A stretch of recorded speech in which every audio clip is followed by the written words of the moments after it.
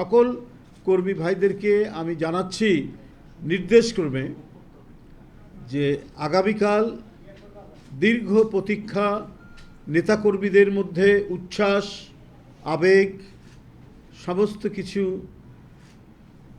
মিশে আছে তাদের হৃদয়ের মধ্যে।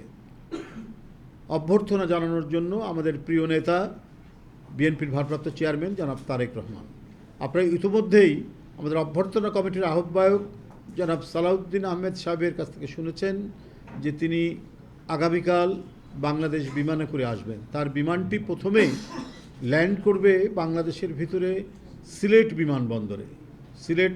বিমানবন্দরে। সেখানে এটা ল্যান্ড করবে।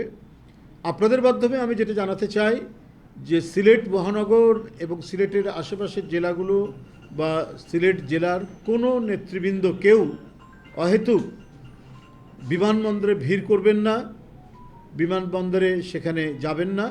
উনি ওই বিমানেই ঢাকায় এসে পৌঁছাবেন এবং ঢাকায় উনাকে আমরা এখানে তার আয়োজনের যে প্রস্তুতি নিচ্ছি তাকে তিনি আসবেন, এসে তার মা দেশনেত্রী বেগম খালেদা জিয়া আমাদের গণতন্ত্রের প্রতীক, সংগ্রামের প্রতীক, এদেশের এক মহান জাতীয় নেতা, তিনি আজ জীবন সন্ধিক্ষণে, জীবন সংকটে এভারকেয়ার হাসপাতালে রয়েছেন। তাকে দেখার জন্য তিনি আসবেন। দেখতে যাওয়ার পথে তিনি দেশবাসীর উদ্দেশ্যে শুভেচ্ছা ধন্যবাদ জানাবেন।